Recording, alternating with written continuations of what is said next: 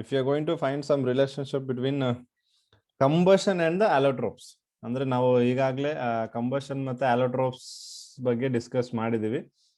So allotropes ಕೇಸಲ್ಲಿ ಏನಾಗುತ್ತೆ, ನಮಗೆ ಸ್ಟೇಬಲ್ ಯಾವ್ದಿರುತ್ತೆ ಅದಕ್ಕೆ ನಾವು ಡೆಲ್ಟಾ ಎಚ್ ನಾಟ್ ಅಂತ ತಗೋತೀವಿ, ಹೌದಾ?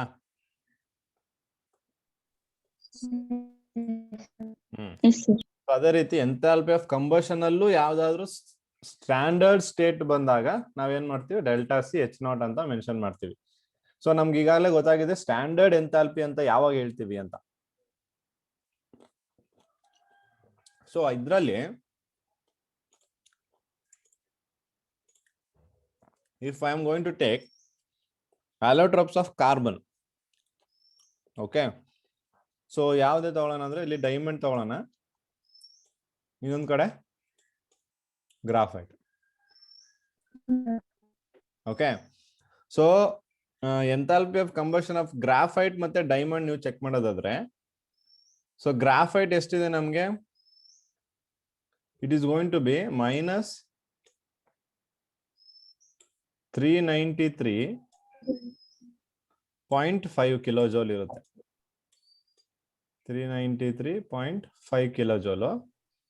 ಈ ಡೈಮಂಡ್ದು ಸೊ ಇದು 395 ಇರುತ್ತೆ. ಸಾರಿ ಐ ಮಿಸ್ಡ್, ರಿವರ್ಸ್ ಆಗ್ಬೇಕಿದು, ಇಲ್ಲೇ ಚೇಂಜ್ ಮಾಡ್ಕೊಂಡು. ಸೊ ಇದು ಗ್ರಾಫೈಟ್ದು, ಈ ಕಡೆ ಬರೆಯೋದು ಡೈಮಂಡ್ದು. ಸೊ ಡೈಮಂಡ್ ಎಷ್ಟಿದೆ ಅಂದ್ರೆ ಎಂಥಾಲ್ಪಿ ಆಫ್ ಕಂಬಷನ್ 395 ಕಿಲೋಜೌಲ್ ಇರುತ್ತೆ, ಇದ್ರದ್ದು 395. ಸೊ ಟೋಟಲ್ ಇದ್ರ ಡಿಫ್ರೆನ್ಸ್ ಮಧ್ಯದಲ್ಲಿ 1.5 ಇದೆಯಾ? Okay, so 1.5 kilojoules of energy difference ಇದೆ. ಸೊ ಇಲ್ಲಿ ನೀವು ಒಂದು important thing what we have to remember here is the allotropes which liberates more heat. ನೆನ್ಪಿಟ್ಕೊಳ್ಳಿ, allotropes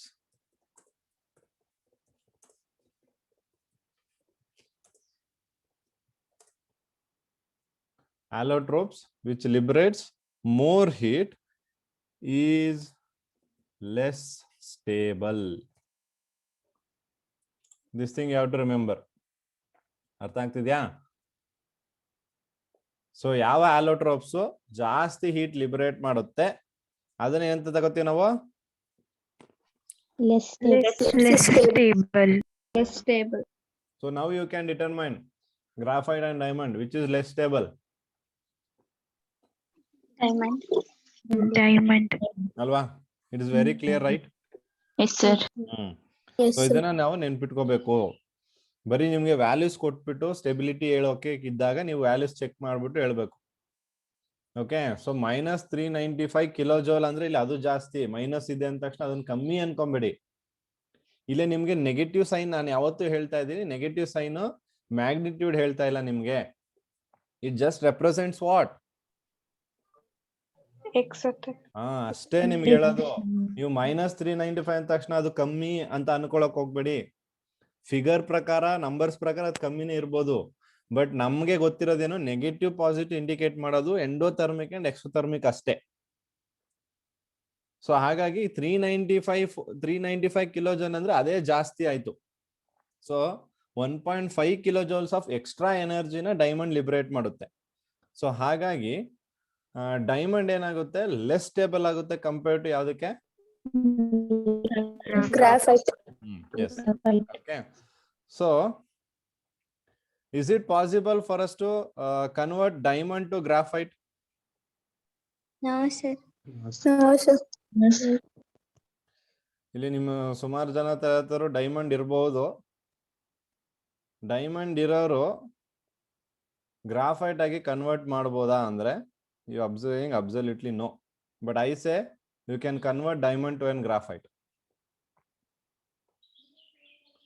ಬಟ್ ಈಗ ನಾನು ಇನ್ನೊಂದು ಕ್ವಶನ್ ನಿಮ್ಗೆ ಕೇಳ್ತೀನಿ, ಡೈಮಂಡ್ ನ ಗ್ರಾಫೈಟ್ ಕನ್ವರ್ಟ್ ಮಾಡಬಹುದು ಅಂತ ನಾನು ಹೇಳ್ತಾ ಇದ್ದೀನಿ, but I say tell you how ಅಂತ. ಹಾಗಾದ್ರೆ ಡೈಮಂಡ್ ನ ಗ್ರಾಫೈಟ್ ಕನ್ವರ್ಟ್ ಮಾಡೋದು ಎಕ್ಸೋಥರ್ಮಿಕ್ ಆಗಿರ್ತದೆ, ಎಂಡೋಥರ್ಮಿಕ್ ಆಗಿರ್ತದೆ?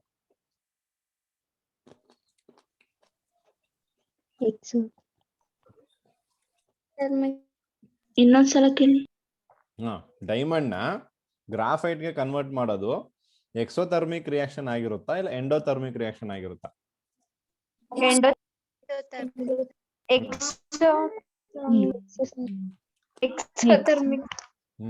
ಹೇಳಿ ಒಬ್ಬೊಬ್ರು ಒಂದೊಂದು. It should be an exothermic reaction. ಗೊತ್ತಾಗ್ತಿದ್ಯಾ? ಎಂಡೋ ಅಲ್ಲ, ಎಕ್ಸೋಥರ್ಮಿಕ್ ರಿಯಾಕ್ಷನ್ ಆಗಿರುತ್ತದೆ. ನೋಡಿ, ನೀವೇನಿಲ್ಲ, ಡೈಮಂಡ್ ನ ಮಿಲಿಯನ್ಸ್ ಆಫ್ ಇಯರ್ಸ್ ತನಕ ನೀವು ಹಂಗೆ ಐಸೋಲೇಟ್ ಆಗಿ ಇಟ್ಬಿಟ್ರೆ diamond will get converted to graphite. Okay, ಯಾವ್ದೇ ಒಂದು ರಿಯಾಕ್ಷನ್ ಮಾಡ್ದೇನೂ ಕೂಡ ಡೈಮಂಡ್ ಏನಾಗುತ್ತೆ? ಗ್ರಾಫೈಟ್ ಆಗಿ ಕನ್ವರ್ಟ್ ಆಗ್ಬಿಡುತ್ತದೆ. ನೀವೇನಾದ್ರೂ ಡೈಮಂಡ್ ನ ಕದ್ಬಿಟ್ಟು ಯಾರಿಗೂ ಗೊತ್ತಿಲ್ದಂಗೆ ಮಿಲಿಯನ್ ಇಯರ್ಸ್ ತನಕ ಇಟ್ಬಿಟ್ರೆ ನೀವು ಪುನಃ ಹೋಗಿ ನೋಡೋಷ್ಟ್ರಲ್ಲಿ ಆ ಡೈಮಂಡ್ ಏನಾಗಿರ್ತದೆ? ಗ್ರಾಫೈಟ್ ಆಗ್ಬಿಟ್ಟಿರ್ತದೆ. ಅದೇ ನೀವಿರಲ್ಲ, ನಾನು ಹೇಳೋದು. ಇಫ್ ಇನ್ ಕೇಸ್ ಈಗ ನೀವೆಲ್ಲ ಏನೋ ಹಂಗ ಹಿಂಗೋ ಬದುಕ್ಬಿಟ್ರೆ ಚಾನ್ಸ್ ಇಲ್ವಾ ನಿಮ್ಗೆ? ನಂಬಿಕೆ ಇಲ್ವಾ ಹಂಗಾರೆ? ಯಾರು ಹೋಗ್ತೀರಾ ಬಿಡ್ತೀರಾ? ನಾನಂತ ಇರ್ತೀನಿ ಮಿಲಿಯನ್ ಇಯರ್ಸ್ ತನಕ. ನಾವು ಇರ್ತೀವಿ ಮಿಲಿಯನ್ ಇಯರ್ಸ್ ವರ್ಗ. ಮಿಲಿಯನ್ ಇಯರ್ಸ್ ವರ್ಗ ನೀವಿರ್ತೀರಾ? ಎಸ್. ಟ್ರೈ ಮಾಡಿ ಕ್ರಿಯೇಟ್ ಮಾಡ್ಬಿಡ್ತೀರಾ ಸರ್? ಇದ್ರೆ ಟ್ರೈ ಮಾಡಿ ನೋಡಿ ಸರ್. ಓಕೆ ನೀವೆಲ್ಲ ಇರಲ್ವಲ್ಲ ನೋಡಕ್ಕೆ, ಬಿಡಿ, ತಲೆ ಕೆಡ್ಸ್ಕೊಬಿಡಿ. ಅಲ್ಲ ಸರ್, ನೀವು ಟ್ರೈ ಮಾಡಿ.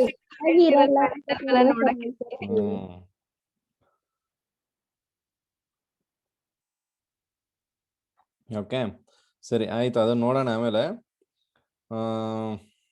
ಅದೇ ಇಲ್ಲಿ ನಾನು ಹೇಳ್ದಂಗೆನೆ the process of conversion of diamond to graphite ಏನಾಗಿರ್ತದೆ? ಎಕ್ಸೋಥರ್ಮಿಕ್ ರಿಯಾಕ್ಷನ್ ಆಗಿರ್ತದೆ. ನೀವು ಡೈಮಂಡ್ ನ ಗ್ರಾಫೈಟ್ ಗೆ ಕನ್ವರ್ಟ್ ಮಾಡ್ಬೋದು, ಬಟ್ ಗ್ರಾಫೈಟ್ ನ ನೀವು ಡೈಮಂಡ್ ಕನ್ವರ್ಟ್ ಮಾಡಕ್ಕೆ ಪಾಸಿಬಲ್ ಇಲ್ಲ. ಓಕೆ, ಸೊ ಅದನ್ನ ಮಾಡಕ್ಕಾಗುತ್ತೆ ಅಂತ ತಲೆ ಕೆಡ್ಸ್ಕೊಬೇಡಿ, ಅದನ್ನ ಮಾಡಕ್ಕಾಗಲ್ಲ. Is that clear? ಗೊತ್ತಾಗಿದ್ಯಾ? ಓಕೆ, ಸೊ ಇದೊಂದು ರಿಲೇಶನ್ಶಿಪ್ ನೆನ್ಪಿಟ್ಕೊಳ್ಳಿ. Allotropes which liberates more heat, not only in the case of carbon, ಯಾವ್ದಾದ್ರು ಕೇಸಲ್ಲಿ ಅಲೋಟ್ರೋಪ್ಸ್ ಯಾವ್ದು ಮೋರ್ ಹೀಟ್ ನ ಲಿಬರೇಟ್ ಮಾಡುತ್ತೆ ಡ್ಯೂರಿಂಗ್ ಕಂಬಷನ್. ಸೊ ಅದು ಏನಾಗಿರ್ತದೆ? ನಮ್ಗೆ ಲೆಸ್ ಸ್ಟೇಬಲ್ ಆಗಿರ್ತದೆ. Less stable.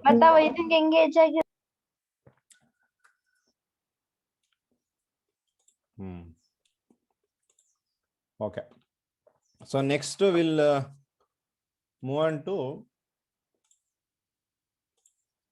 enthalpy of formation. So next year ನಮಗೆ enthalpy of formation ನಿಮ್ಗೆ ಗೊತ್ತಿದೆ ಅಲ್ವಾ?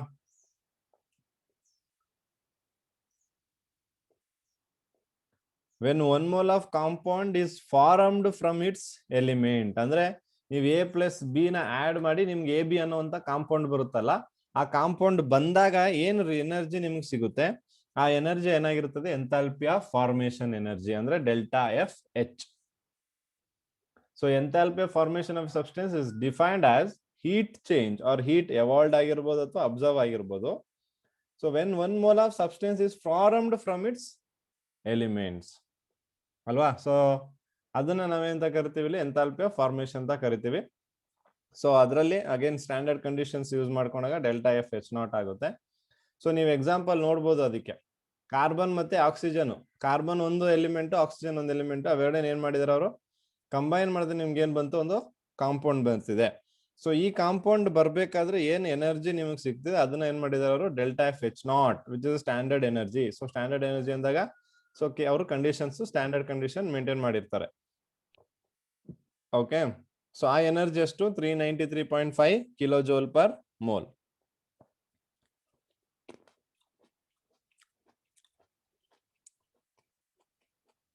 ಗೊತ್ತಾಗಿದೆಯಾ?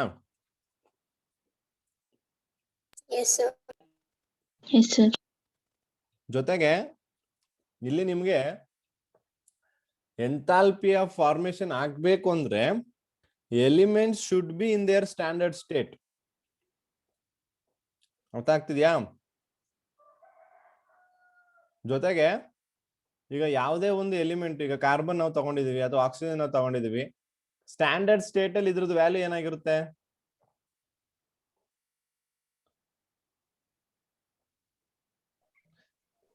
ನೆಗೆಟಿವ್. ನಾನು ಹೇಳಿದ್ದೆ ನಿಮ್ಗೆ enthalpy of formation of elements in their standard state is always 0. Yes, sir. Constant. So standard state ಅಲ್ಲಿ elements formation enthalpy ಏನಿರುತ್ತೆ ಅದು 0 ಆಗಿರುತ್ತೆ. ಓಕೆ, ಈಗ ಫಾರ್ ಎಕ್ಸಾಂಪಲ್ ನಿಮ್ಗೆ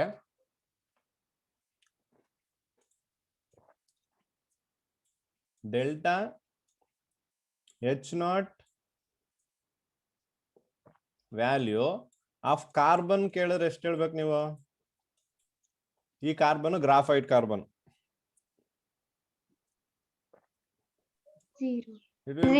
Zero. ಎಸ್ ಅಲ್ವಾ? ಎಂಥಾಲ್ಪಿ ಆಫ್ ರೋಂಬಿಕ್ ಸಲ್ಫರ್ ಅದು ಕೂಡ 0, ಯಾಕೆಂದ್ರೆ ಅದು ಸ್ಟ್ಯಾಂಡರ್ಡ್ ಸ್ಟೇಟು ಅಂದ್ರೆ ಸ್ಟೇಬಲ್ ಸ್ಟೇಟು. ಹೇಳಿರ್ಲಿಲ್ವಾ ನಿಮ್ಗೆ? Rhombic sulphur, white phosphorus, graphite ಇವೆಲ್ಲ ಏನಾಗಿರ್ತದೆ? ಅಲೋಟೋಪ್ಸ್ ಅಲ್ಲಿ ಸ್ಟೇಬಲ್ ಇರುವಂತ ಫಾರ್ಮ್ಸ್. ಓಕೆ, ಸೊ ಈ ಒಂದು ಎಂಥಾಲ್ಪಿ ಆಫ್ ಫಾರ್ಮೇಶನ್ ಯಾವತ್ತು ನೆಗೆಟಿವ್ನೇ ಇರುತ್ತಾ? No. Enthalpy formation will be always it neither be positive or negative. Positive ಆದ್ರೂ ಆಗಿರ್ಬೋದು ಅಥವಾ ನೆಗೆಟಿವ್ ಆದ್ರೂ ಆಗಿರ್ಬೋದು.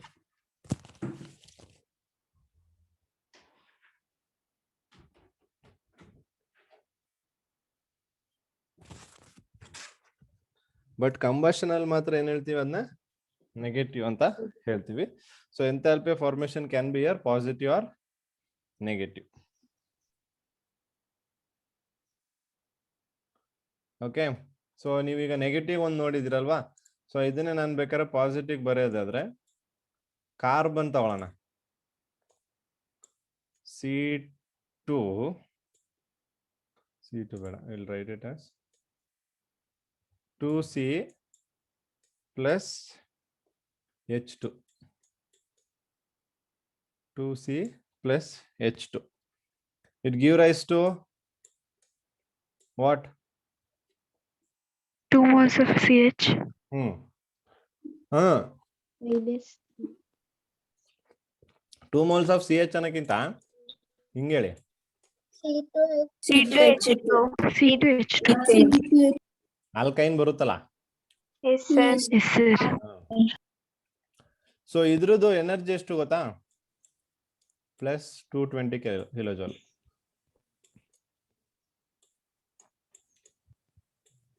ಓಕೆ, ಸೊ ನೋಡಿ ಈ ಕೇಸಲ್ಲಿ ನಿಮ್ಗೆ ನೆಗೆಟಿವ್ ಬರ್ತಿದೆ. ಸೊ ಇದು exothermic, ಇದೇನಾಗಿರ್ತದೆ?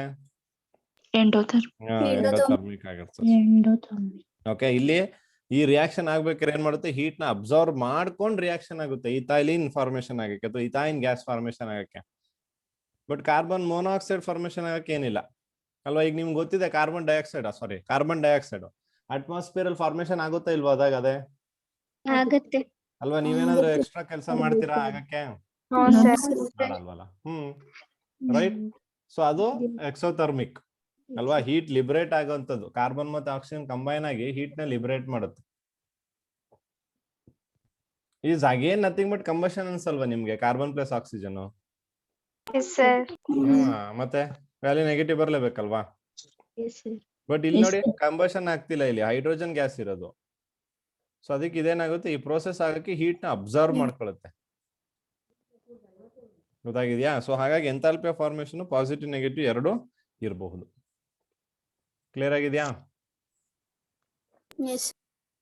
So moving on to stability. ನಾವು ಕಂಬಷನ್ ಅಲ್ಲಿ ಸ್ಟೆಬಿಲಿಟಿ ಅಬ್ಸರ್ವ್ ಮಾಡಿದ್ವಿ. ಈಗ ಅದೇ ರೀತಿ will see the combustion stability in the form of formation. So ಈಗ ನೋಡಿ ಎಂಥಾಲ್ಪಿ ಆಫ್ ಫಾರ್ಮೇಶನ್ ಅಲ್ಲಿ ಮೋರ್ ಹೀಟ್ ಯಾವಾಗ ಇವಾಲ್ವ್ ಆಗುತ್ತೋ ಅಂದ್ರೆ more the heat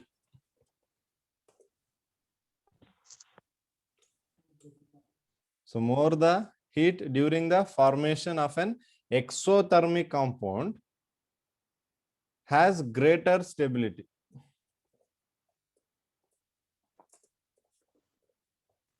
During exothermic ಅಂದ್ರೆ ಆ ಎಕ್ಸೋಥರ್ಮಿಕ್ ರಿಯಾಕ್ಷನ್ ಅಲ್ಲಿ, ಅಂದ್ರೆ ಎಕ್ಸೋಥರ್ಮಿಕ್ ಕಾಂಪೌಂಡ್ ಫಾರ್ಮೇಶನ್ ಮಾಡ್ತಿದೆ, ಅದು ಎಕ್ಸೋಥರ್ಮಿಕ್ ರಿಯಾಕ್ಷನ್ ಆಗಿರ್ತದೆ.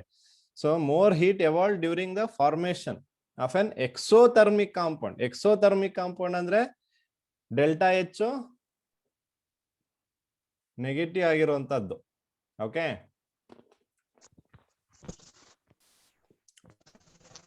ಅವಾಗ ಎಷ್ಟು ಹೀಟ್ ಲಿಬರೇಟ್ ಆಗುತ್ತೋ ಅವಾಗ ಅದು ಮೋರ್ ಸ್ಟೇಬಲ್ ಆಗಿರುತ್ತದೆ.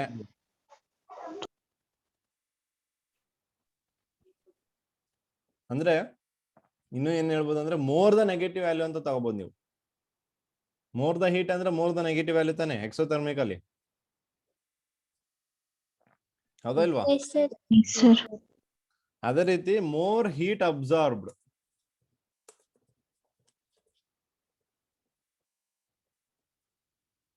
ಓಕೆ, ಸೊ ಇಲ್ಲಿ ಬೇಕಾದ್ರೆ ನಾವು ಎವಾಲ್ಡ್ ಅಂತ ತಗೊಳ್ಳೋಣ. ಇಲ್ಲಿ more the heat absorbed lesser the stability. Formation ಅಲ್ಲಿ ಇದು, ಕಂಬಷನ್ ಅಲ್ಲಿ ಅಲ್ಲ. ಕಂಬಷನ್ ಅಲ್ಲಿ ಏನ್ ಹೇಳಿದೀವಿ? Allotropes which liberate more heat, more heat less ಅಲ್ವಾ? ಇಲ್ಲಿ ನೋಡಿ, ಮೋರ್ ಹೀಟ್ ಇಟ್ರೆ ಸ್ಟೆಬಿಲಿಟಿ ಏನಾಯ್ತು? Greater. ಜಾಸ್ತಿ. ಅಪೋಸಿಟ್ ಸೇಮ್ ಮಾಡ್ಬಿಟ್ಟಿರ ಆಮೇಲೆ. So more the heat ಎವಾಲ್ಡ್ greater the stability, more the heat absorbed More heat absorbed, Lesser lesser stable. The stability. ಜಾಸ್ತಿ energy ತಗೊಂಡು reaction ಆದ್ರೆ ಸ್ಟೆಬಿಲಿಟಿ ಕಮ್ಮಿ, ಜಾಸ್ತಿ ಎನರ್ಜಿ ಕೊಟ್ಟು ಕಾಂಪೌಂಡ್ ಫಾರ್ಮೇಶನ್ ಆದ್ರೆ Reaction. ಸ್ಟೆಬಿಲಿಟಿ ಜಾಸ್ತಿ. ಗೊತ್ತಾಗಿದ್ಯಾ? Yes, sir. Yes, sir. ಈಗ ನೋಡಿ, ಫಾರ್ ಎಕ್ಸಾಂಪಲ್ HF, HCl,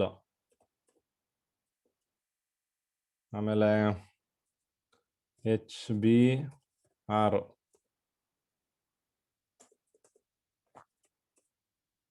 ಇನ್ನೊಂದು HI. ಈ ಕಾಂಪೌಂಡ್ಗಳನ್ನ ಅಬ್ಸರ್ವ್ ಮಾಡಿ.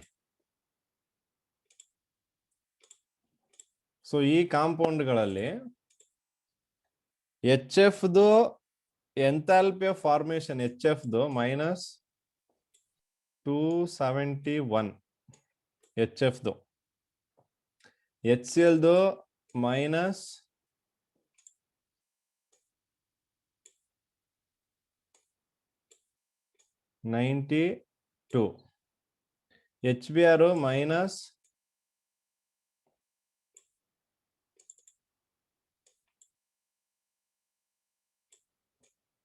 -36.4, HI ದು +26. ಇದು ವ್ಯಾಲ್ಯೂಸ್ ಯಾವ್ದ್ರದ್ದು? HF ಫಾರ್ಮೇಶನ್ ಆಗ್ಬೇಕಾದ್ರೆ, HCl ಫಾರ್ಮೇಶನ್ ಆಗ್ಬೇಕಾದ್ರೆ, HBr ಫಾರ್ಮೇಶನ್ ಆಗ್ಬೇಕಾದ್ರೆ, HI ಫಾರ್ಮೇಶನ್ ಆಗ್ಬೇಕಾದ್ರೆ. ಸೊ ಈಗ ಇದಿಷ್ಟಲ್ಲೇ ಅಬ್ಸರ್ವ್ ಮಾಡಿ, ಮೋಸ್ಟ್ ಸ್ಟೇಬಲ್ ಯಾವ್ದು ನೀವ್ ಹೇಳಿ? HCl and HCl. and HBr. HF. HF. Most. First most greater stability. Next ಅಲ್ವಾ? HCl. Next HBr and HI.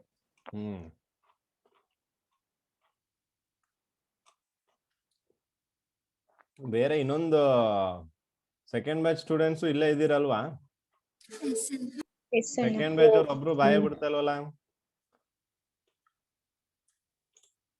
Hope you people are not interested in the class. Okay, so ನೋಡಿ, HF, HCl, HBr, HI ಅಲ್ಲಿ HF ದು values ನೀವು observe ಮಾಡಿ.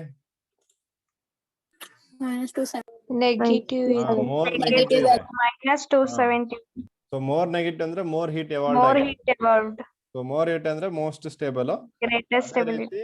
HI ಬಂದು least energy, so ಹಾಗಾಗಿ ಅದು And +20. Least least stable. stable.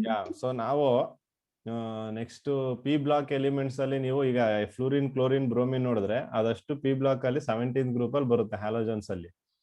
ಈ ಒಂದು ಹ್ಯಾಲೋಜನ್ ಫ್ಯಾಮಿಲಿಯಲ್ಲಿ ನಾವು ಈ HF, HCl, HBr, HI formation ಗಳನ್ನ ಅಬ್ಸರ್ವ್ ಮಾಡ್ತೀವಿ. ಸೊ ಅಲ್ಲಿ ನಾವು ಹೇಳ್ತೀವಿ HI ಇಸ್ ಲೀಸ್ಟ್ ಸ್ಟೇಬಲ್ ಅಂತ. ಸೊ ಏನಕ್ಕೆ HI ಲೀಸ್ಟ್ ಸ್ಟೇಬಲ್ ಅಂದ್ರೆ, this will be the reason behind it why HI is going to be least stable. ಗೊತ್ತಾಗಿದ್ಯಾ? Yes, sir. Yes, sir. Yes, okay. So then so ನಿನ್ನೆ ನಾವು ಏನು ಒಂದು relationship derive ಮಾಡಿದ್ವಿ. Delta H is equal to delta U Delta U plus T delta V. ಇದು T delta ಬೇಡ, ಇನ್ನೊಂದಿದೆ ನೋಡಿ, R T del n. R delta G, but ಇಲ್ಲಿ ನಾನು del. G. Okay.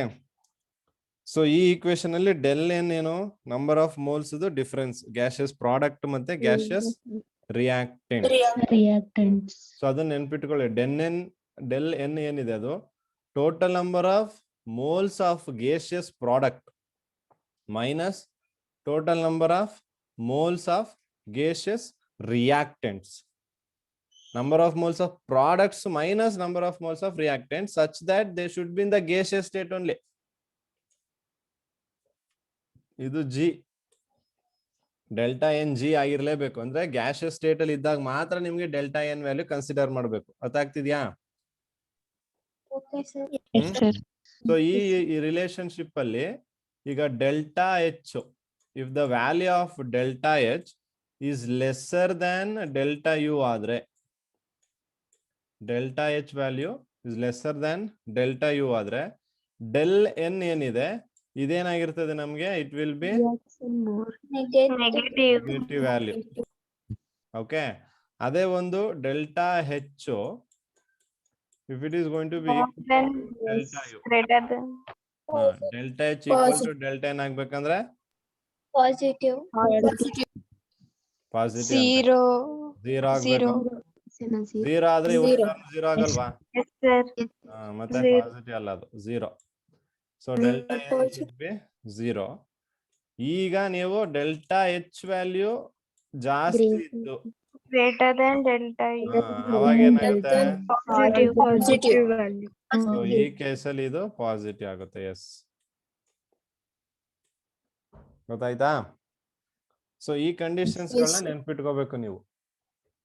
Delta H values with respect to internal energy. ಯಾಕೆಂದ್ರೆ so ಈ ಒಂದು relations ಮೇಲೆನೆ ಕೆಲವೊಂದು ಪ್ರಾಬ್ಲಮ್ಸ್ ಗಳು ಬರುತ್ತೆ ನಿಮ್ಗೆ. ಸೊ ಆ ಪ್ರಾಬ್ಲಮ್ ಸಾಲ್ವ್ ಮಾಡೋದಕ್ಕೆ this very important.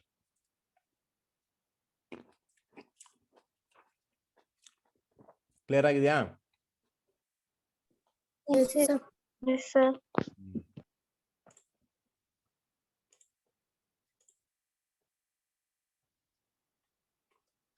So next enthalpy of formation ಮತ್ತೆ enthalpy of combustion.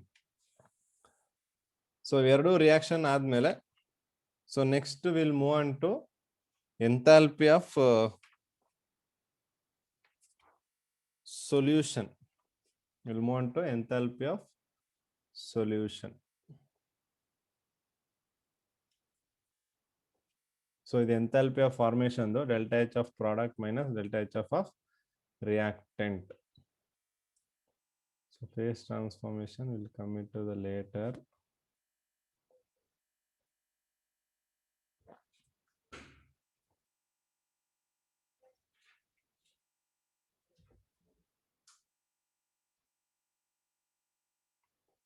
Okay.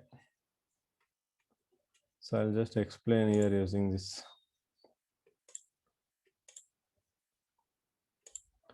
Okay. So next ನಮಗೆ ಏನು ಎಂಥಾಲ್ಪಿ ಆಫ್ ಸೊಲ್ಯೂಷನ್ ಇದೆ.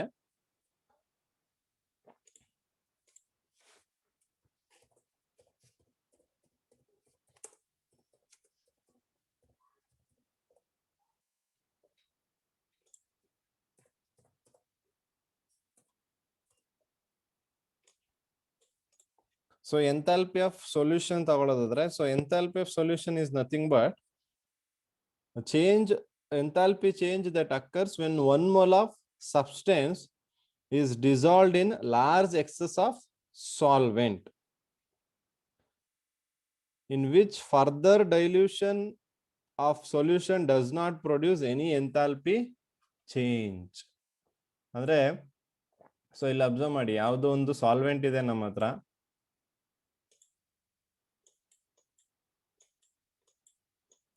So we don't know which solvent. Let's take any other solvent. ಅದು water ನೀವು solvent ಆಗಿ ತಗೋಬಹುದು.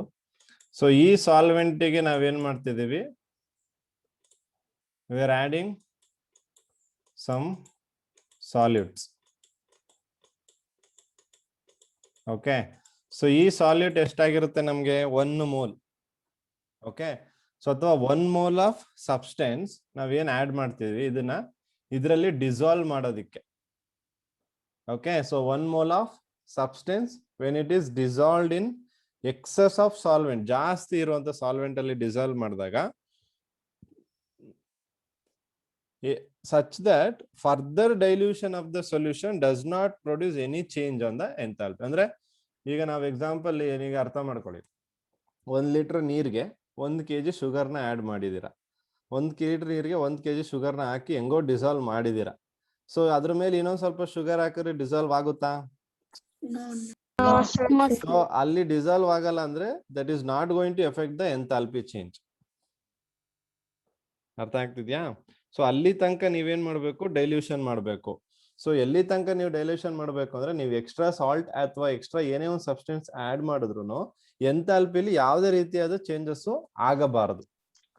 Okay, so ಆ ರೀತಿಗೆ ನೀವು you have to add the substance so that ಆವಾಗ ಏನು ನಿಮ್ಗೆ ಎಂಥಾಲ್ಪಿ ಬರುತ್ತೆ ಆ ಎಂಥಾಲ್ಪಿನ ನಾವೇಂತ ಕರಿತೀವಿ ಇಲ್ಲಿ? Enthalpy of solution. Yes. So that is known as enthalpy of solution. solution.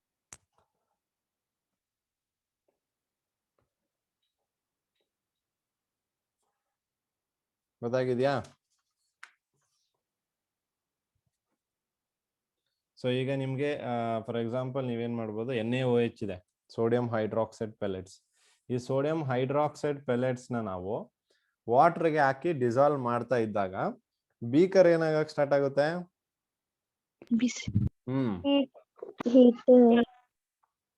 Warm ಆಗಕ್ ಸ್ಟಾರ್ಟ್ ಆಗುತ್ತೆ.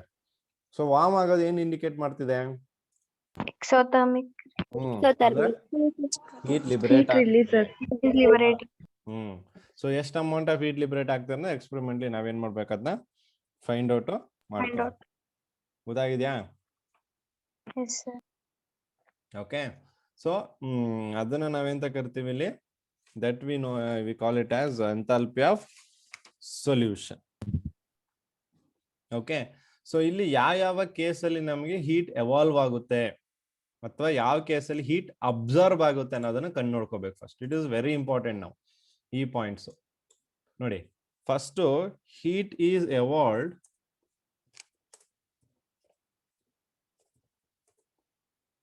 when hydration takes place.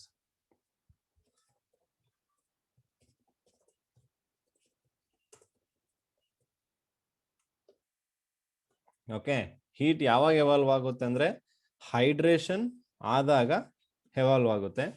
ಅದೇ ರೀತಿ heat is observed. So heat ಯಾವಾಗ ನಮಗೆ ಅಬ್ಸರ್ವ್ ಆಗುತ್ತೆ? ಅಯೋನೈಸೇಷನ್ ಆದಾಗ. So when ionization takes place. So heat ಯಾವಾಗ evolve ಆಗುತ್ತೆ ಅಂದ್ರೆ ನಮ್ಗೆ ಹೈಡ್ರೇಷನ್ ಆದಾಗ ಹೀಟ್ ಎವಾಲ್ವ್ ಆಗುತ್ತೆ. ಹೀಟ್ ಯಾವಾಗ ಅಬ್ಸರ್ವ್ ಆಗುತ್ತೆ ಅಂದ್ರೆ ಅಯೋನೈಸೇಷನ್ ಆದಾಗ ಹೀಟ್ ಅಲ್ವಾ? ಸೊ ಈ ಎರಡನ್ನ ನೀವು ನೆನ್ಪಿಟ್ಕೋಬೇಕು. ಹೈಡ್ರೇಷನ್ ಆಲ್ರೆಡಿ ನಾವು ನೋಡಿದೀವಿ. ಹೈಡ್ರೇಷನ್ ಎನರ್ಜಿ ಅಂದ್ರೆ ಏನು, ಮತ್ತೆ ಅಯನೈಸೇಷನ್ ಎನರ್ಜಿ ಅಥವಾ ಹೈಡ್ರೇಷನ್ ಎಂಥಾಲ್ಪಿ, ಅಯನೈಸೇಷನ್ ಎಂಥಾಲ್ಪಿ ಅಂದ್ರೆ ಏನು ಅಂತ ನಾವು ಆಲ್ರೆಡಿ ಓದಿದೀವಿ. ಓಕೆ, ಸೊ ಯಾವಾಗ ಹೈಡ್ರೇಷನ್ ಪ್ರೋಸೆಸ್ ಆಗುತ್ತೆ ಅವಾಗ ಅದು ಎವಾಲ್ವ್ ಆಗಿರುತ್ತೆ. ಎವಾಲ್ವ್ ಆಗಿದ್ರೆ ಡೆಲ್ಟಾ ಎಚ್ ಏನಾಗಿರುತ್ತೆ?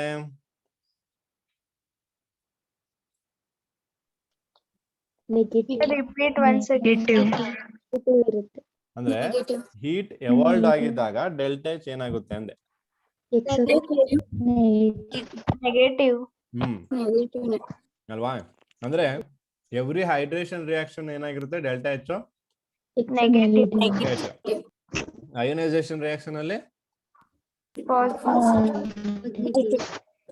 ಹೈಡ್ರೇಷನ್ ರಿಯಾಕ್ಷನ್ ಅಲ್ಲಿ ಪಾಸಿಟಿವ್ ಆಗಿರುತ್ತೆ. ಗೊತ್ತಾಗಿದ್ಯಾ? Yes, sir. Okay, so next, so infinite dilution ಏನ್ ಹೇಳಿದ್ದೆ? ಸೊ ಯಾವಾಗ ಒಂದು ಪರ್ಟಿಕ್ಯುಲರ್ ಪಾಯಿಂಟ್ ರೀಚ್ ಆಗುತ್ತೆ where further solutes are not going to be dissolved ಅಂದ್ರೆ ಸ್ಯಾಚುರೇಷನ್ ಪಾಯಿಂಟ್. ಸೊ ಅಲ್ಲಿ ತನಕ ನಾವೇನ್ ಮಾಡ್ತೀವಿ ಅದನ್ನ ಯೂಸ್ ಮಾಡ್ತೀವಿ. ಸೊ ಇಲ್ಲಿ ನೀವು ಇನ್ನೊಂದು ಟರ್ಮ್ ಅಬ್ಸರ್ವ್ ಮಾಡ್ಬೋದು. Water is usually used as a solvent. ಅದಕ್ಕೆ ಸಿಂಬಲ್ ನೋಡಿ AQ. ಓಕೆ, ಎಕ್ವಸ್ ಅನ್ನೋದನ್ನ ಇಂಪಾರ್ಟೆಂಟ್ ಮಾಡುತ್ತೆ, ವಿಚ್ ರೆಪ್ರೆಸೆಂಟ್ಸ್ ಲಾರ್ಜ್ ಕ್ವಾಂಟಿಟಿ ಅಂತ. ಸೊ ಅದೇ ರೀತಿ 2 ಎಕ್ಸಾಂಪಲ್ ಕೊಟ್ಟಿದ್ದಾರೆ. ಒಂದು KCl ಡಿಸಾಲ್ವ್ ಆಗುವಂಥದ್ದು, ಇನ್ನೊಂದು ಕಾಪರ್ ಸಲ್ಫೇಟ್ ಡಿಸಾಲ್ವ್ ಆಗುವಂಥದ್ದು. ಸೊ ಯಾವ್ದ್ರಲ್ಲಿ ಹೈಡ್ರೇಷನ್, ಯಾವ್ದ್ರಲ್ಲಿ ionisation? Copper sulfate hydration, potassium chloride and ಅದು ಅಯನೈಸೇಷನ್. ಎಸ್ ಅಲ್ವಾ? ಸೊ ಅಯಾನಿಕ್ ಸಾಲ್ಟ್ ಗೊತ್ತಾಗ್ಬಿಡ್ತದೆ ನಮ್ಗೆ KCl. ಸೊ ಅದೇನಾಗುತ್ತೆ ನಮ್ಗೆ ನೆಗೆಟಿವ್ ಇದೆಯಲ್ಲ, ಏನಪ್ಪಾ? ನೆಗೆಟಿವ್ ಇದ್ರೆ ಹೈಡ್ರೇಷನ್. ನೆಗೆಟಿವ್ ಇದ್ರೆ ಹೈಡ್ರೇಷನ್. ಹೌದು ಹೌದು ಹೌದು. ಓಕೆ, ಸೊ KCl ಅಯನೈಸೇಷನ್ ಆಗ್ತಿದೆ ನಿಮ್ಗೆ, ಮತ್ತೆ CSO4 ಏನಾಗ್ತಿದೆ? ಹೈಡ್ರೇಷನ್ ಆಗ್ತಿದೆ ಹೈಡ್ರೇಷನ್. hydration. ಅಲ್ವಾ?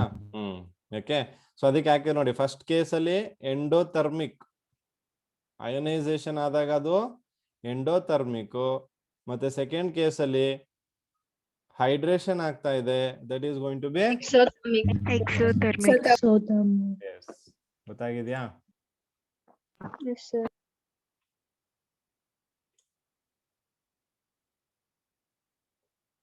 So salt like copper sulfate, calcium chloride, when present in the hydrated state, dissolve with the absorption of heat.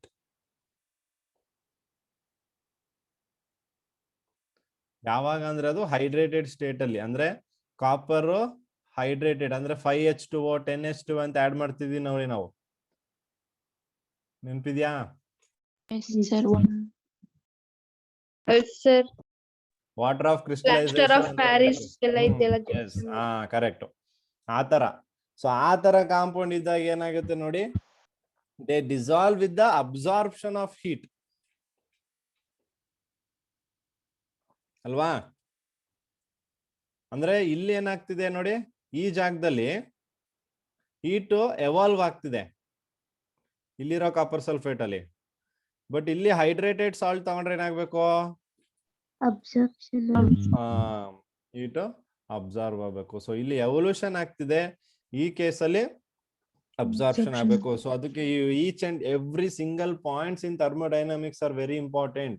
ಎಲ್ಲಿ ಯಾವಾಗ ಯಾವ ಪಾಯಿಂಟ್ ಇಂದ ಕ್ವಶನ್ ಹೆಂಗ್ ಬರುತ್ತೆ ಅಂತ ಎಕ್ಸ್ಪೆಕ್ಟೇ ಮಾಡಕ್ಕಾಗಲ್ಲ. ನಾವು NCERT ಟೆಕ್ಸ್ಟ್ ಬುಕ್ ಅಲ್ಲಿ ಇಲ್ಲಿರುವಂತಹ each and every single lines ನ ಓದಿ ನೆನ್ಪಿಟ್ಕೋಬೇಕು. ಸೊ ಯಾವಾಗ ಒಂದು ಸಿಂಗಲ್ ಲೈನ್ ಇಂದನೂ ಕ್ವಶನ್ ಬೇಕಾದ್ರೆ ಬರ್ಬೋದು, which we will be never be able to expect that. ಆ ತರ ಮಟ್ಟಿಗೆ ಕ್ವಶನ್ಸ್ ಬರುತ್ತೆ. So you should be very clear with that. ಗೊತ್ತಾಗಿದೆಯಾ ಇದು?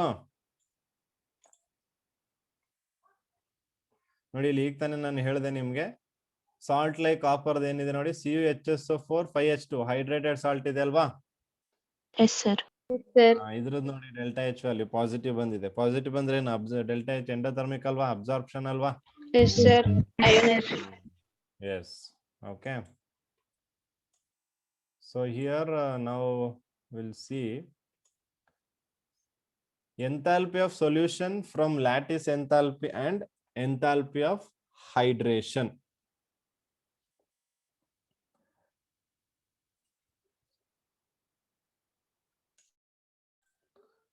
So step 1 ಅಲ್ಲಿ dissociation of ionic solids into free ions. The energy required for this process is called lattice energy or lattice enthalpy. ಅಲ್ವಾ? So ನಾನೀಗ ಯಾವ್ದು ತಗೊಂತಿದ್ದೀನಿ ಅಂದ್ರೆ Born-Haber cycle explain ಮಾಡ್ತಿದ್ದೀನಿ ನಿಮ್ಗೆ. Yes, sir. ಓಕೆನಾ? ಸೊ ಬಾರ್ನ್-ಹೇಬರ್ ಸೈಕಲ್ ಅಲ್ಲಿ ನಾವು ಅಯಾನಿಕ್ ಸಾಲ್ಟ್ ಯಾವ್ದು ತಗೊಂಡಿದ್ವಿ? Sodium chloride. ಸೊ ಅದೇ ಒಂದು ಸೋಡಿಯಂ ಕ್ಲೋರೈಡ್ ನ ಇಲ್ಲಿ ತಗೊಂಡಿದ್ದಾರೆ ನೋಡಿ. ಫಸ್ಟ್ ಏನ್ ಮಾಡ್ಬೇಕು, ಅದನ್ನ ಡಿಸೋಸಿಯೇಟ್ ಮಾಡ್ಬೇಕಲ್ವಾ? ಡಿಸೋಸಿಯೇಟ್ ಮಾಡೋದಕ್ಕೆ ಯಾವ ಎನರ್ಜಿ ಬೇಕು? Lattice energy. So lattice energy when 1 mole of ionic compound dissociate into ions, ಹೌದಲ್ವಾ? ಅದನ್ನ ಅಯಾನ್ಸ್ ಆಗಿ ಡಿಸೋಸಿಯೇಟ್ ಮಾಡುವಂತದ್ದು. ಸೊ ಅದಕ್ಕೆ ನಾವು ಲ್ಯಾಟಿಸ್ ಎನರ್ಜಿನ ನಾವು ಡೈರೆಕ್ಟ್ ಆಗಿ ಎಕ್ಸ್ಪೆರಿಮೆಂಟ್ಲಿ ಫೈಂಡ್ ಔಟ್ ಮಾಡಕ್ ಆಗಲ್ಲ. ಅದನ್ನ ಏನ್ ಮಾಡ್ತಾರೆ, ಬಾರ್ನ್ ಹೇಬರ್ ಸೈಕಲ್ ಇಂದನೇ ಅದನ್ನ ಫೈಂಡ್ ಔಟ್ ಮಾಡೋದು ಲ್ಯಾಟಿಸ್ ಎಂಥಾಲ್ಪಿ ಎಷ್ಟು ಅಂತ. ಸ್ಟೆಪ್ 12 ನೋಡಿ, hydration of the ions. The energy released in this process is called hydration energy or enthalpy of hydration. So ಇಲ್ಲಿ ನೀವು ಅಬ್ಸರ್ವ್ ಮಾಡ್ಬೋದು, ಎಂಥಾಲ್ಪಿ ಆಫ್ ಸೊಲ್ಯೂಷನ್ ಈ sum of lattice energy and hydration energy. ಗೊತ್ತಾಗ್ತಿದ್ಯಾ? Yes, sir. Okay, so ಇದನ್ನ ನೆನ್ಪಿಟ್ಕೊಳ್ಳಿ. ಈಗ ಇಲ್ಲಿ ಹೇಳಿದಾರೆ ನೋಡಿ, for 1 mole of NaCl lattice enthalpy ಎಷ್ಟು? 788 ಕಿಲೋಜೌಲ್ kg mole. ಇದನ್ನ ನೆನ್ಪಿಟ್ಕೊಳ್ಳಿ, ಕೆಜಿ ಅಲ್ಲ, ಕಿಲೋಜೌಲ್. ಸೊ ಅದು energy. So kilojoules of energy.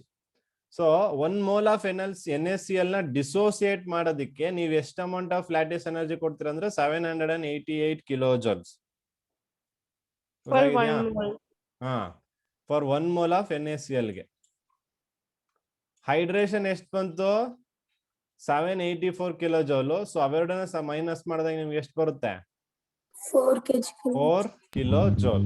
So 4 kilo. ಅದಕ್ಕೆ ಹೇಳ್ತಿದಾರೆ ನೋಡಿ, for most of the ionic compound delta solution H is positive. ಗೊತ್ತಾಯ್ತಾ ಹೇಗ್ positive ಬರುತ್ತೆ ಅಂತ? Yes. ಸೊ ಈ ರೀತಿ ಒಂದು ಥಿಯರಿಟಿಕಲ್ ಫಾರ್ಮುಲಾ ಅಪ್ಲೈ ಮಾಡಿ ಅವರು ವ್ಯಾಲ್ಯೂಸ್ಗೆ ಫೈಂಡ್ ಔಟ್ ಮಾಡಿದಾಗ ಪಾಸಿಟಿವ್ ಬರೋದ್ರಿಂದ delta solution of H is going to be positive for most of the ionic compounds. ಎಲ್ಲ ಅಯನಿಕ್ ಕಾಂಪೌಂಡ್ ಅಂತ ಹೇಳಿಲ್ಲ, most of them. Okay, so dissolution of most of the salt increases with increase in temperature. ನಮ್ಗೆ ಗೊತ್ತಿದೆ, heat ಮಾಡಿದ್ರೆ solubility ಜಾಸ್ತಿ ಆಗುತ್ತೆ. Sir. Okay, if the lattice enthalpy of salt ತುಂಬಾ high ಇದ್ರೆ, ಓಕೆ, ಲ್ಯಾಟಿಸ್ ಎಂಥಾಲ್ಪಿ ತುಂಬಾ ಹೈ ಇದ್ರೆ dissolution ಮಾಡಕ್ಕೆ ಆಗಲ್ಲ. ಅಂದ್ರೆ ನೀವು ಡಿಸೊಲ್ಯೂಷನ್ ಅಂದ್ರೆ ಏನು, ಬ್ರೇಕ್ ಮಾಡ್ಬೇಕಲ್ವಾ? Yes, sir. ಸೊ ಎನರ್ಜಿ ತುಂಬಾ ಜಾಸ್ತಿ ಇದ್ರೆ ಅದನ್ನ ಬ್ರೇಕ್ ಮಾಡಕ್ಕೆ ಆಗಲ್ಲ ನಮ್ ಕೈಲಿ. ಓಕೆ, ಅಂದ್ರೆ ಸಾಲ್ಯುಬಲೇ ಆಗಲ್ಲ ಅಂತ. ಗೊತ್ತಾಗ್ತಿದ್ಯಾ? Yes. ಸೊ ಇಲ್ಲಿ ನೋಡಿ, calculation of lattice enthalpy from Born Haber cycle. ಈಗ ಕ್ಯಾಲ್ಕುಲೇಷನ್ ನಾವು ಅಬ್ಸರ್ವ್ ಮಾಡೋಣ.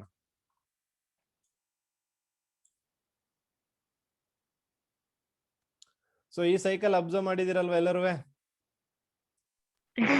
Yes, sir. ಸೊ ಫಸ್ಟ್ ಏನಾಗುತ್ತೆ, ಸಬ್ಲಿಮೇಷನ್ ಆಗುತ್ತೆ.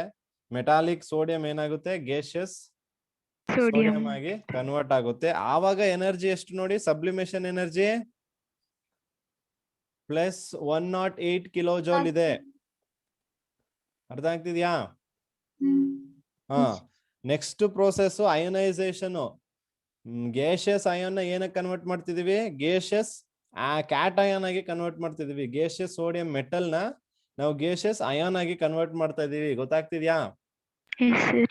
ಆವಾಗ ಅಯನೈಸೇಷನ್ ಎನರ್ಜಿ ಎಷ್ಟು ಬಂದಿದೆ ನೋಡಿ, 496 ಕಿಲೋಜೌಲ್. ಸೊ ನೆಕ್ಸ್ಟ್ ಅದೇ ರೀತಿ ಕ್ಲೋರಿನ್ ಹೋಗ್ತೀವಿ. ಕ್ಲೋರಿನ್ ಏನ್ ಮಾಡ್ತಿದೀವಿ ಇಲ್ಲಿ ನಾವು, dissociation of chlorine molecule. So ಅವಾಗ ಡಿಸೋಸಿಯೇಷನ್ ಎನರ್ಜಿ ಅಥವಾ ಡಿಸೋಸಿಯೇಷನ್ ಎಂಥಾಲ್ಪಿ ಎಷ್ಟಿದೆ? 122 kilojoule. 122 ಕಿಲೋಜೌಲ್ ಇದೆ. ನೆಕ್ಸ್ಟ್ ಕ್ಲೋರಿನ್ ಗ್ಯಾಸ್ ಇದೆ, ಅದನ್ನ ಅಯಾನ್ ಗೆ ಕನ್ವರ್ಟ್ ಮಾಡಬೇಕು.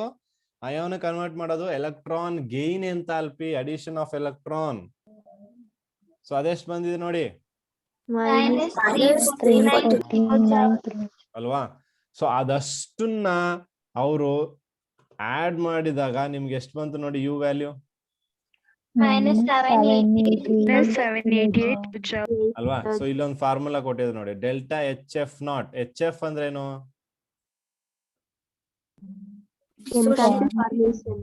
Enthalpy of formation.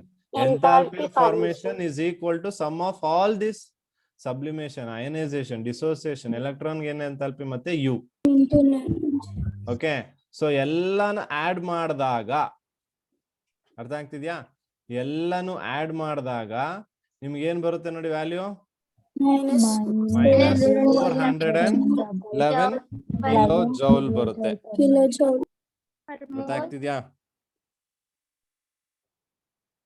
Okay, so ಈ -411 ಇದೆ ಅಲ್ವಾ, ಇದೇನಿದೆ ನೋಡಿ, this is the heat of formation of NaCl.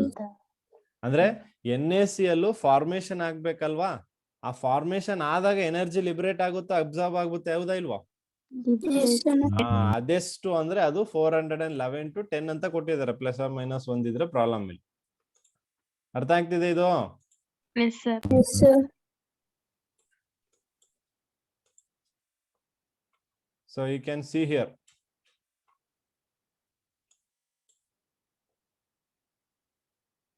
So ಎಲ್ಲ ವ್ಯಾಲ್ಯೂನ ಅವರು ತಗೊಂಡು ಆಡ್ ಮಾಡಿದ್ದಾರೆ. ಓಕೆ, ಸೊ ಇವಾಗ ನಾವು ನಿಮ್ಗೆ ಈ 788 ನ ಕೊಟ್ಟಿರೋದಿಲ್ಲ. Okay, assume that this value is not given, but this value is given. ಈ ವ್ಯಾಲ್ಯೂನ ಎಲ್ಲಿಗೆ ಹಾಕ್ತೀರಾ ನೀವು? ΔHF0 ಜಾಗಕ್ಕೆ ಹಾಕ್ತೀರಾ? ಅಲ್ಲಿಗೆ ಹಾಕಿ ಆಮೇಲೆ Yes, sir. ಅಲ್ಲಿಂದ ಯು ನ ಫೈಂಡ್ ಔಟ್ ಮಾಡ್ಬೋದಾ ಇಲ್ವೋ? ಮಾಡ್ಬೋದು. Right, S. ಸೊ ಅಂದ್ರೆ ನಿಮ್ಗೆ ಎಂಥಾಲ್ಪಿ ಫಾರ್ಮೇಶನ್ ಗೊತ್ತಿದ್ರೆ ನೀವೇನ್ ಮಾಡ್ಬೋದು? ಲ್ಯಾಟಿಸ್ ಎನರ್ಜಿ ಫೈಂಡ್ ಔಟ್ ಮಾಡ್ಬೋದಾ ಇಲ್ವೋ? ಮಾಡ್ಬೋದು. Yes. ಗೊತ್ತಾಗ್ತಿದ್ಯಾ? So that is how we are going to find out the lattice enthalpy. So ಇದು ನಿಮ್ಗೆ ವ್ಯಾಲ್ಯೂಸ್ ನಾವು ಅಲ್ಲಿ ಕೊಟ್ಟಿರ್ಲಿಲ್ಲ ಬಾಂಡ್ ನೆಂಬರ್ ಸೈಕಲ್ ಡಿಸ್ಕಸ್ ಮಾಡ್ಬೇಕಾದ್ರೆ, ಹೌದಲ್ವಾ? Yes, sir. ಸೊ ಇಲ್ಲಿ ವಿತ್ ವ್ಯಾಲ್ಯೂಸ್ ಎಕ್ಸ್ಪ್ಲೇನ್ ಮಾಡಿದೀವಿ, ಯಾವ್ದೆಲ್ಲ ಏನಾಗುತ್ತೆ ನಿಮ್ಗೆ, ಹೇಗೆ ಅಡಿಷನ್ ಮಾಡಿದಾಗ ನಿಮ್ಗೆ ವ್ಯಾಲ್ಯೂಸ್ ನಿಮ್ಗೆ ಸಿಗುತ್ತೆ ಅಂತ. ಸೊ ಇಲ್ಲಿ ಅಗೇನ್ ಒಂದು another point is given here which we have already discussed. Greater the lattice enthalpy, more stable is the ionic compound. Yes, sir. Lattice enthalpy ತುಂಬಾ ಜಾಸ್ತಿ ಇದ್ರೆ ನೀವು ಅದನ್ನ ಬ್ರೇಕೇ ಮಾಡಕ್ ಆಗಲ್ಲ, ತುಂಬಾ ಸ್ಟೇಬಲ್ ಆಗಿರುತ್ತೆ, ಹೌದಲ್ವಾ? So this is the one more point which you need to remember.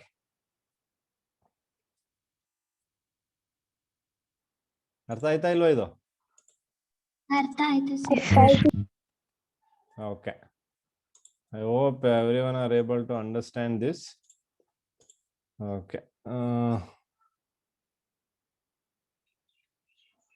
So next ನಾವುಗೆ ಎಂಥಾಲ್ಪಿ ಆಫ್ ಸೊಲ್ಯೂಷನ್ ಆದ್ಮೇಲೆ, ಸೊ ಇಲ್ಲಿ ತನಕ ಯಾವೆಲ್ಲ ಎಂಥಾಲ್ಪಿ ಓದಿದ್ವಿ ನಾವು? Enthalpy of combustion, enthalpy of formation, enthalpy of solution. So next ನಮ್ಗಿರೋದೇನು ಅಂದ್ರೆ ಎಂಥಾಲ್ಪಿ ಆಫ್ ಟ್ರಾನ್ಸಿಷನ್ ಅಥವಾ ಎಂಥಾಲ್ಪಿ ಆಫ್ ಫೇಸ್ ಟ್ರಾನ್ಸಿಷನ್ ಅಂತ ತಗೋಬಹುದು. ಫೇಸ್ ಅಂದ್ರೆ ನಿಮ್ಗೆ ಗೊತ್ತಿದೆ ಏನು? ಫೇಸಸ್ ಅಂದ್ರೆ ಅಲ್ವಾ? ಸಾಲಿಡ್, ಲಿಕ್ವಿಡ್, ಗ್ಯಾಸ್ ಅನ್ನುವಂಥದ್ದು ಫೇಸ್. ಸೊ ಈ ಫೇಸ್ ಗಳ ಟ್ರಾನ್ಸಿಷನ್ ಆಗ್ಬೇಕಾದ್ರೆ ಏನ್ ಎಂಥಾಲ್ಪಿ ಚೇಂಜ್ ಆಗುತ್ತೆ? That is nothing but enthalpy change during phase transformation. Yes or no? Yes, sir. So enthalpy of transition ಅಂದ್ರೆ ಏನು? First I will tell you what is about enthalpy of transition. So first enthalpy of transition ನೋಡ್ಬಿಡೋಣ. So ಆಮೇಲೆ will move on to this.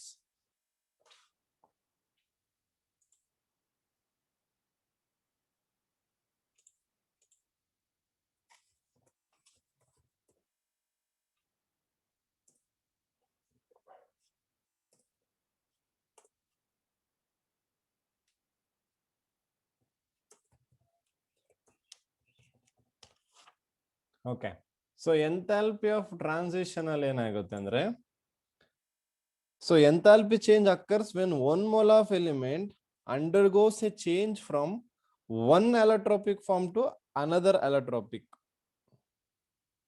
or when one mole of compound undergoes polymorphic change at the transition temperature. Okay, ಅಂದ್ರೆ ನಿಮ್ಮ ಹತ್ರ ಯಾವ್ದೋ ಒಂದು element ಇರುತ್ತೆ.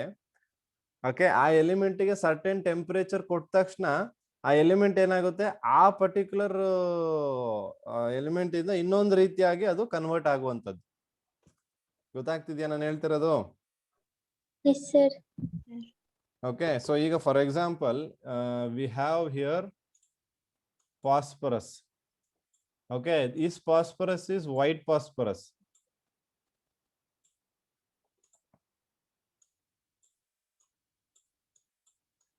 So ಇದು white phosphorus. ಈ ವೈಟ್ ಫಾಸ್ಫರಸ್ ಏನಾಗುತ್ತೆ, this converts to red phosphorus. So okay, so ಈ ಒಂದು ಚೇಂಜಸ್ ಆಗ್ಬೇಕಾದ್ರೆ ನಮ್ಗೆ ಎನರ್ಜಿ ಎಷ್ಟು ಅಂದ್ರೆ -18 kilojoules ಆಫ್ ಎನರ್ಜಿ ಸಿಗುತ್ತೆ. ಓಕೆ, ಸೊ ಅಂದ್ರೆ ಇದು ಸುಮ್ನೆ ರೂಮ್ ಟೆಂಪರೇಚರ್ ಅಲ್ಲಿ ಆಗುತ್ತಾ white phosphorus red phosphorus convert ಆಗೋದು ಅಂದ್ರೆ ಇಲ್ಲ. So there is a one particular temperature at which white phosphorus changes to red phosphorus. ಅರ್ಥ ಆಗ್ತಿದ್ಯಾ? ಸೊ ಅದನ್ನ ನಾವು ಎಂಥಾಲ್ಪಿ ಆಫ್ ಟ್ರಾನ್ಸಿಷನ್ ಅಂತ ಕರಿತೀವಿ ಇಲ್ಲಿ. So when 1 mole of white phosphorus undergoes transition to red phosphorus. Okay, so that is known as enthalpy of transition. Okay, ಅದೇ ರೀತಿ hydrated sodium sulfate Na2SO4 decahydrate ಏನಿರ್ತದೆ, ಸೊ ಅದು ಏನಾಗುತ್ತೆ, by losing is water molecule it changes to Na2SO4. So ಅದನ್ನ ನಾವೇನಂತೀವಿ transformation ಅಂತ ಕರಿತೀವಿ. Okay, so ಒಂದು ಅಲೋಟ್ರೋಪಿಕ್ ಫಾರ್ಮ್ ಇಂದ ಇನ್ನೊಂದು ಅಲೋಟ್ರೋಪಿಕ್ ಫಾರ್ಮ್ಗೆ ಕನ್ವರ್ಟ್ ಮಾಡುವಂಥದ್ದು. ಸೊ ಅದೇ ರೀತಿ ಕಾರ್ಬನ್ ಇಂದ ಡೈಮಂಡ್ ಕನ್ವರ್ಟ್ ಮಾಡುವಂಥದ್ದು, ಗ್ರಾಫೈಟ್ ಇಂದ ಡೈಮಂಡ್ ಕನ್ವರ್ಟ್ ಡೈಮಂಡ್ ಇಂದ ಗ್ರಾಫೈಟ್ ಕನ್ವರ್ಟ್ ಮಾಡುವಂಥದ್ದು ಆಗಬಹುದು ಎಂಥಾಲ್ಪಿ ಆಫ್ ಟ್ರಾನ್ಸಿಷನ್.